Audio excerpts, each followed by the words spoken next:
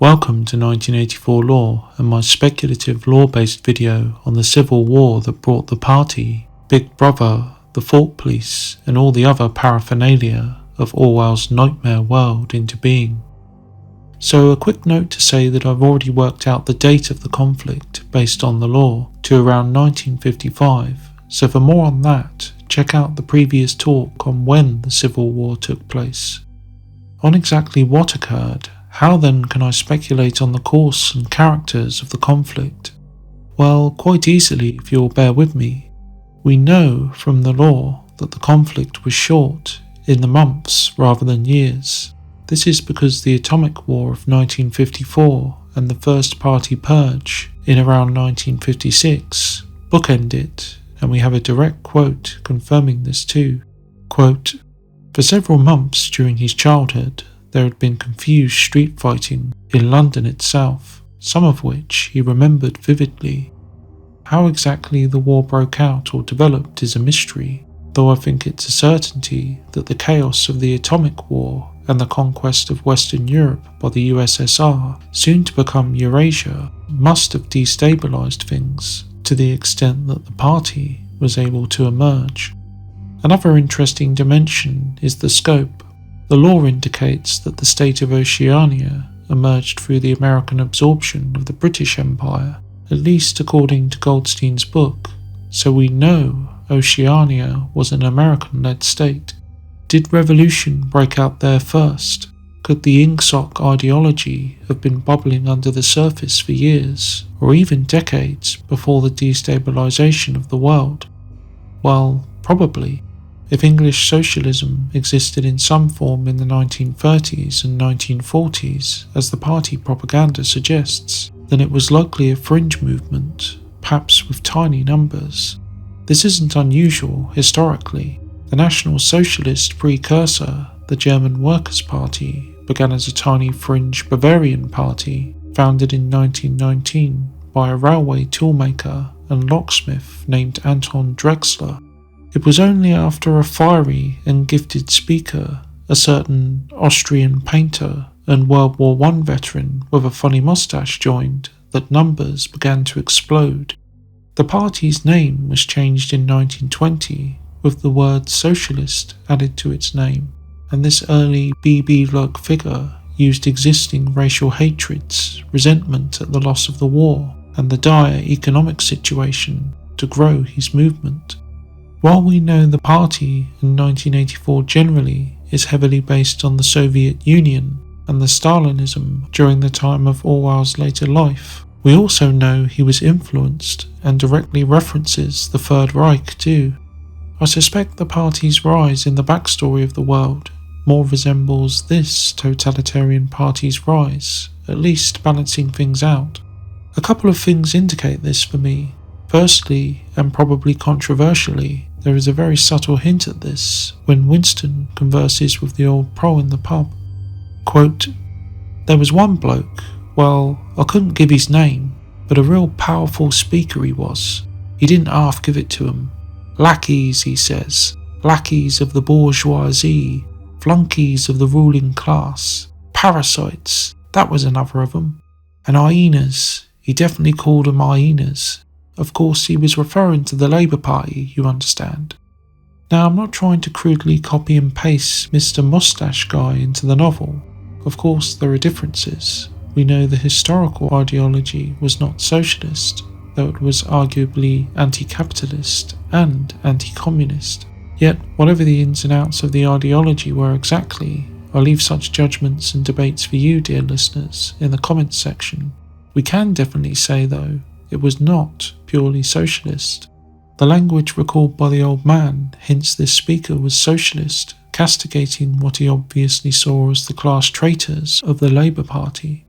The similarity, however, is in the speaker's apparent charisma and power as a speaker, which certainly does remind us of a certain somebody. I've theorised in a members-only podcast about exactly who, if anybody significant, this man could be, with Goldstein and Big Brother himself as possible candidates.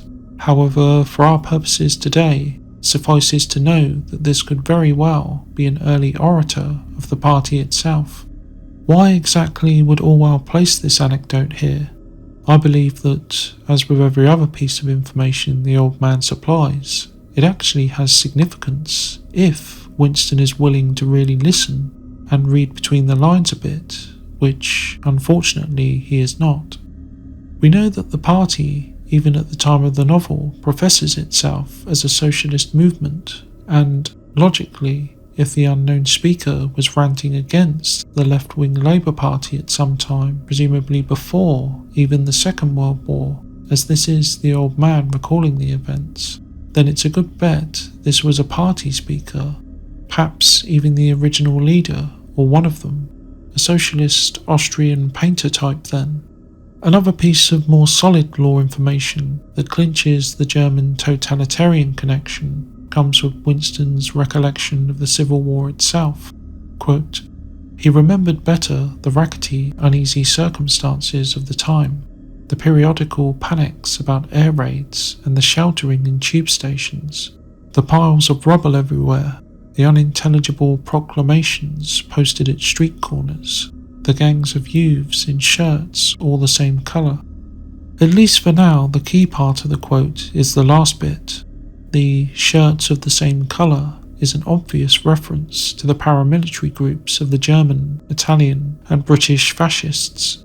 In Italy under Mussolini, the Blackshirts, or voluntary militia for national security, are ex-soldiers formed into anti-socialist militias tasked with battling their enemies.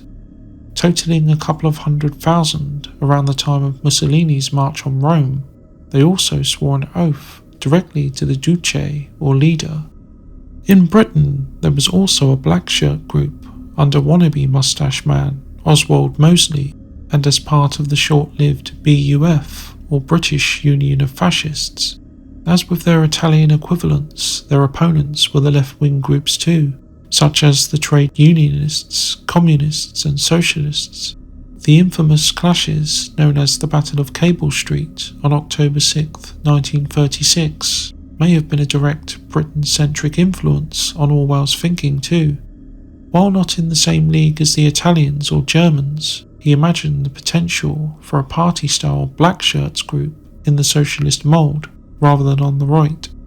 Indeed, the black uniformed guards of the novel also suggest this connection. I would be remiss if I didn't reference the most infamous paramilitary group fitting this description too, namely the so-called brown shirts or Sturmabteilung. Originating from discontented and anti-left Freikorps operating after the loss of the First World War, many men joined the SA as the protectors of National Socialist meetings and rallies, whilst also disrupting those of their political opponents and most infamously battling their arch-enemies, the Communists, in Germany's streets, and perhaps most infamously of all, in Berlin. The reference then is clear. We also know this is the party, given the unintelligible proclamations are likely a reference to an early form of newspeak. This recollection immediately precedes Winston's reminiscence about his mother and sister's disappearance too, and we know from Part 1, Chapter 3 that they, quote, must evidently have been swallowed up in one of the first great purges of the 50s. So if we know the party came to power violently through an anti-capitalist revolution, and that a party SA or black shirt group existed, what could have happened? How did this group and situation come to be? Well, two of our aforementioned examples involved violent takeovers, or one attempted one admittedly. The Italian black shirts were in power through the March on Rome. We know the SA participated in the so-called Beer Hall Putsch of 1923, the failed attempt to seize power in Bavaria and then march on to Berlin. It seems in-universe then that something similar must have happened. The same section of the book also has Winston recalling food shortages and distant machine gun fire, suggesting that more than just street fighting occurred. While exact events will always remain a mystery, what is most likely is that Britain was racked by chaos and instability due to the War of 1954. Hunger, unemployment, likely defeat on the continent, which allowed the Soviets to absorb Europe and then form Eurasia, all likely fomented a dangerous resentment in many of the surviving people. Any government who led Britain into the atomic war would have been thoroughly discredited. Like the National Socialists of early Weimar Germany, perhaps the party and its Blackshirts were fringe threats before the war. However, in the post-war climate, full of fear, misery and privation, the early leaders of the party found fertile soil to rally many disaffected young men and women from the middle and upper-lower classes, the types we know, eventually coalesced to form the backbone of the future inner party. In keeping with the traditional method of overthrowing the high, as explained in Goldstein's book, these leaders then gathered masses of equally discontented proles, no doubt making the usual promises of peace, food, work and stability, perhaps even the enticing ultimate promise of universal equality and brotherhood and the utopic abolition of all classes and distinctions.